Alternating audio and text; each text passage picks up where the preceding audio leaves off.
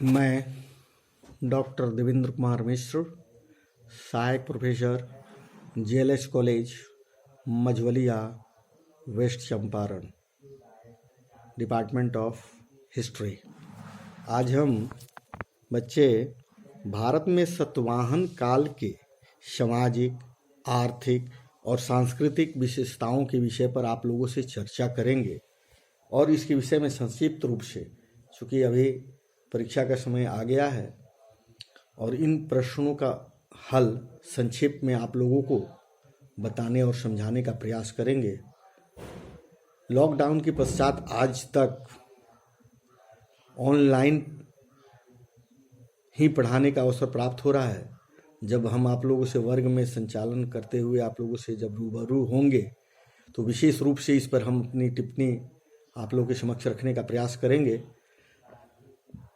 तब तक हम सातवाहन काल की सामाजिक, आर्थिक और सांस्कृतिक विशेषताओं के विषय में संक्षिप्त में आप लोगों से बात कर रहे हैं। सामाजिक जीवन जो होता है किसी समय का, सातवाहन काल का जो सामाजिक जीवन था, भारतीय समाज 4 भागों में विभक्त था। क्या था? भारत के जो सामाजिक परिवेश था वो 4 भागों में विभक्त था। पहला वर्ग बड़े बड़े सामंतों शासकों का था।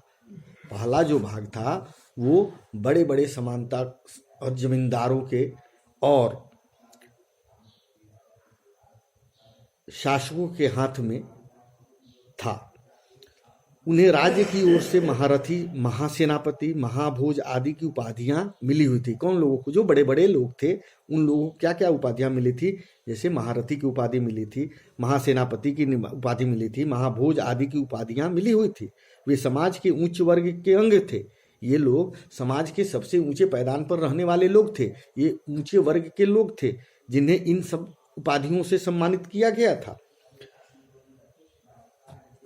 वे समाज के ऊंचे पदों पर थे। राष्ट्र एवं जिलों के अधिकारी समस्त थे। महाभोज उत्तरी कोंकण निवासी थे और महारथी उत्तर प्रदेश के निवासी थे। क्या थे? महाभोज वाले लोग जो थे वो उत्तरी कोंकण के निवासी थे, जबकि महारथी जो कहे जाते थे, जिनकी उपाधियां महारथी थी, वो लोग उत्तर क्षेत्र के निवासी थे। द्वितीय वर्ग में सरकारी कर्मचारी और गैर सरकारी दोनों सम्मिलित थे। द्वितीय जो 4 भाग में जो द्वितीय भाग था उसमें जो सरकारी कर्मचारी और गैर सरकारी कर्मचारी सम्मिलित थे। कर्मचारियों को अमात्य, व्यापारी का दर्जा था। महापात्र और भंडारपारिक सम्मिलित थे और गैर सरकारी सदस्यों में नैन, गण, सार्थवान और श्रेष्ठीन सम्मिलित थे। तृतीय वर्ग में कौन लोग आते थे? लेखक। और कौन आते थे? वैद्य, हल्कीय, स्वर्णकार और गंधी सम्मिलित थे। तृतीय जो 4 भागों में समाज को बांटा गया था, पहले बड़े लोग, दूसरा जो कर्मचारी और गैर कर्मचारी लोग, और तीसरा जो है वो क्या है? वो तीसरा लेखक, वैद्य और हल्कीय, स्वर्णकार सम्मिलित थे। चतुर्थ वर्ग में बांधकी, मालवा, लोक वंजित और दौक सम्मिलित थे। ये 4 भाग हो गए। कृषक और व्यापारियों को इकट्ठा बैठाकर गृह, कुटुंब या कुल बनाए जाते थे। उनके प्रमुख को गृहपति या कुटुंबिन कहा जाता था। इसकी स्थिति भी अधिकार युक्त थी। श्रेणियां या शिल्प संस्थाएं सातवाहन युग की विशेषता थी। क्या थी? श्रेणियां या शिल्प संस्थाएं जो थी वो सातवाहन काल की एक विशेषता थी। तेगियों, द्रव चलित मशीनें चलाने वाले कुम्हारों, जुलाहों, खद्दान के व्यापारियों, बांस का काम करने वाले और ठेठरों को, श्रमिकों को चिन्ह प्राप्त होते थे। संभवतः कुछ श्रेणियां भी थी जिनके विषय में हमें जानकारी नहीं मिलती है। उनमें धन जमा कराया जा सकता था, उस पर ब्याज भी मिलता था। प्रायः अस्थायी वरदान भी इस श्रेणियों को दिए जाते थे। उषावत दात के कुलीन निगमों का श्रेणियों के 2 अस्थायी वरदान दिए गए थे। एक दान में नए कपड़ों की व्यवस्था भी की गई थी। उन लोगों के सातवाहन युग में आर्थिक जीवन कैसी थी? आर्थिक जीवन, लोगों की मुख्य जीविका को अब भी खेती ही थी। जो मुख्य आर्थिक आमदनी का जो स्रोत था वह खेती पर ही निर्भर था। परंतु आंध्रों के लंबे और सुव्यवस्थित शासन काल में उद्योग और व्यापार की भी काफी उन्नति हुई थी और इसके शासन काल में उद्योग और व्यापार काफी फले फूले थे।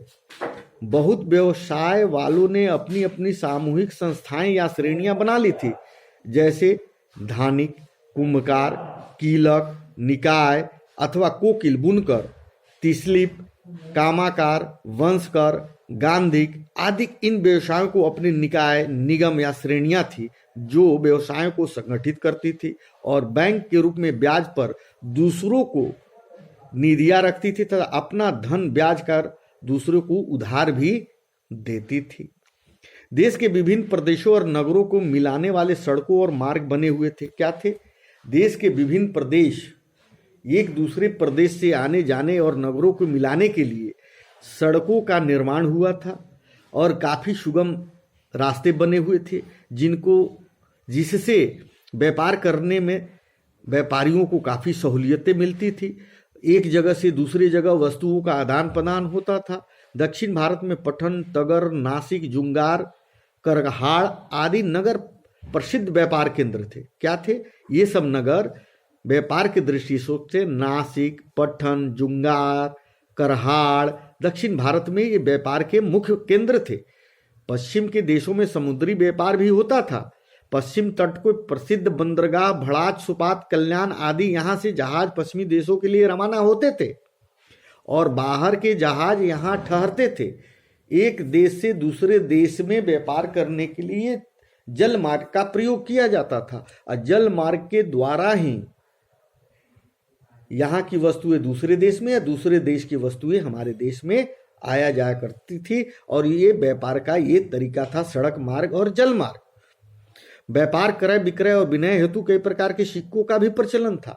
इस व्यापार करने के लिए कई तरह के सिक्के प्रचलित थे, उससे व्यापार को बढ़ावा काफी मिला। सबसे बड़ा सिक्का स्वर्ण का था जो चांदी के 35.5 काप्सन के बराबर होता था। इसके नीचे चांदी का कुशन नाम सिक्का था।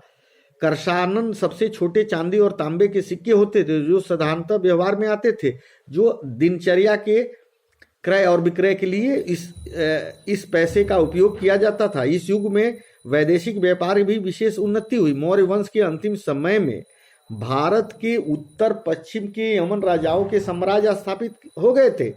उन राज्यों के द्वारा पश्चिम संसार से भारत का व्यापारिक संबंध और भी मजबूत और गहरा सुदृढ़ हुआ।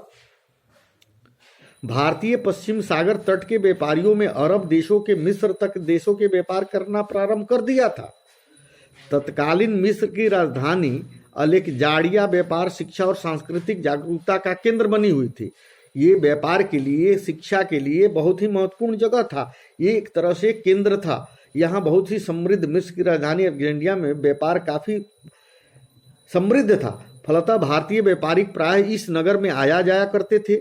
यही नहीं, रोम के साथ भारत के व्यापार संबंध उसी युग में स्थापित था, क्योंकि इसी के फलस्वरूप हमें हजारा, रावलपिंडी, कन्नौज, मिर्जापुर, चुनार, इलाहाबाद आदि के सीमावर्ती सीमों में भी खुदाई में तथा अन्य नगरों के बाजारों में कुछ समय पूर्व रोमन सिक्के उपलब्ध होते हैं। रोमन के सिक्के हम लोगों को इन सारी खुदाइयों में, इलाहाबाद, चुनार, मिर्जापुर में जो खुदाइयाँ हुई है उन खुदाइयों में हमें इस तरह के सिक्के प्राप्त हुए हैं। रोम के अनेक भारतीय वस्तुओं की खपत थी। यहाँ के हाथी दांत के सुंदर और आकर्षक सामान, मोती, काली मिर्च, मसाले, सुगंधियाँ, औषधियाँ और रेशमी कपड़े तथा बारीक सुप्रसिद्ध मलमल काफी मात्रा में रोम भेजे जाते थे। रोम से जो व्यापार होता था उसमें हम लोगों के मसाले, सुगंधित औषधियाँ, रेशमी कपड़े, बारीक सुप्रसिद्ध मलमल के कपड़े भेजे जाते थे। मिस्र और रोम के अलावा बर्मा, सुमात्रा, जावा, चंपा, चीन आदि देशों के साथ भी भारत के विदेशी व्यापार सुदृढ़ थे। आप जानते हैं कि मसाले के लिए हमारा देश काफ़ी प्रसिद्ध रहा है। जितने भी आक्रमण हुए हैं इस मसाले की सुगंध को देख के व्यापारियों ने यहाँ का रुख किया है। आक्रमणकारियों ने भी उसी आधार को बनाते हुए यहाँ आक्रमण किया है और यहाँ के धन संपदा और करने के लिए काफ़ी बार आक्रमण हुआ है, जो कई बार के और सब आपके चर्चाओं में हम आप लोगों से बातें किया हूँ। प्राकृतिक जीवन सातवाहन के समय काल में विविध प्रकार की कलाओं के विकास के महत्वपूर्ण स्थान रखता है। उस समय का जो शासन कला था शतवाहन का जो युग था, शतवाहन के युग के समय प्राकृतिक जीवन जो था वो काफी विविध प्रकार की कलाओं के लिए विकास के लिए महत्वपूर्ण था। इस युग में स्थापत्य कला, मूर्तिकला और चित्रकला का भी पर्याप्त विकास हुआ था। देश के विभिन्न भिन्न भागों में कई प्रकार के सुंदर भवनों की रचना की गई थी, उसकी निर्माण किया गया था। पालिश करने की कला काफी विकसित थी। महल भवनों और दीवारों को पालिश करके महलों के दीवार जो होते थे उसकी पालिश किया करते थे, और पालिश इतनी रचनाएं इतनी अच्छी थी, इतनी चित्रकला उस समय की अच्छी थी, इतनी समृद्ध थी कि उन दीवारों को पालिश करके उसे चमकाया जाता था। शुंग काल की शिल्पकला की उत्तमता और श्रेष्ठता की झलक और सांची के स्तूपों और उड़ीसा के पर्वतों को काटी गई गुफाओं के दीवार की पालिश की चमक तथा उन पर अंकित रंगीन चित्रों में हमें देखने को मिलती है। सतवाहन काल में भारतीय साहित्य के क्षेत्र में भी अभूतपूर्व प्रगति हुई। यद्यपि सतवाहन के वंश के राजा ब्राह्मण थे, परंतु संस्कृत के बदले उन्होंने पाली भाषा को भी विशेष प्रोत्साहन दिया। सतवाहन के युग में संस्कृत को उतना महत्व नहीं दिया गया, इसमें भाषा के रूप में पाली को चुना गया और पाली का ही भाषा को ही प्रचार प्रसार किया गया और इसको ही संपोषण किया गया और इस भाषा को ही आगे बढ़ाया गया। इस काल में संस्कृत भाषा का नहीं बढ़ाया गया, जबकि पूर्व में कल के हम आपके जो बातें की थी पल्लवों के विषय में, तो पल्लव ने क्या किया था कि पल्लव ने संस्कृत भाषा की और ब्राह्मणों की रक्षा की थी और ब्राह्मणों को महत्व दिया था, संस्कृत भाषा को महत्व किया गया था। जबकि सतवाहन के शासन काल में पाली भाषा का महत्व दिया गया और उसके प्रचार प्रसार को आगे बढ़ाया गया। सतवाहन काल में भारतीय साहित्य के क्षेत्र में भी अभूतपूर्व प्रगति हुई। यद्यपि सतवाहन वंश के राजा ब्राह्मण थे, परंतु आप संस्कृत के जगह पर उन्होंने पाली भाषा का महत्व दिया। इस वंश का हाल नामक राजा उच्च कोटि का कवि और साहित्यकार था। उसने प्राकृत भाषा के सप्तदशक नामक एक काव्य ग्रंथ की रचना की। किसने? सतवाहन ने। उसके प्राकृत भाषा के सप्तदशक नामक एक काव्य ग्रंथ की रचना की। इसमें श्रृंगार रस की प्राधान्यता मिलती है। ये जो रचना हुई थी किताब में, इसमें क्या है? श्रृंगार रस की रचना इसमें की गई, इसको प्रधानता दी गई, श्रृंगार की प्रधानता दी गई। इसके राज दरबार में बड़े बड़े लेखक, कवि और विद्वान रहा करते थे। सतवाहन के राज में, इसके दरबार में बहुत बड़े कवि, लेखक और विद्वान का मान सम्मान था।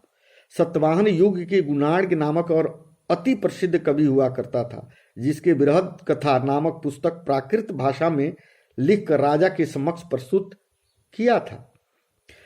गुणाढ़ की बृहद कथा के आधार पर ही संस्कृत भाषा में कथा सरिता सागर और कथा कोश नामक पुस्तकों की रचना की गई। सतवाहन के राजाओं के अभिलेखों में भी प्राकृत भाषा का प्रयोग किया गया था। सतवाहन वंशीय ब्राह्मण राजाओं द्वारा प्राकृत भाषा को इतना अधिक प्रोत्साहित प्रदान करना इस बात का स्पष्ट संकेत है कि उस समय प्राकृत भाषा संस्कृत भाषा से अधिक लोकप्रिय थी उस समय, जबकि संस्कृत भाषा उतनी लोकप्रिय नहीं रही होगी। इसलिए ये दूसरे भाषाओं का प्रयोग और उसका प्रचार प्रसार इस युग में हुआ। इसी युग में महाभारत के बहुत से भागों की रचना की गई। व्याकरण, ज्योतिष, वैदिक आदि का भी इस काल में अधिक उन्नति हुई। तो सतवाहन युग में इस तरह की व्यवस्थाएं थी। आप सबों से अब मैं आगे की जो व्याख्यान दूंगा, जो चर्चा करूंगा, उसमें भी बताने का प्रयास करूंगा। बच्चे आप इस पर ध्यान दें और आने वाले समय में परीक्षा में इन सब विषयों का लाभ लें। धन्यवाद।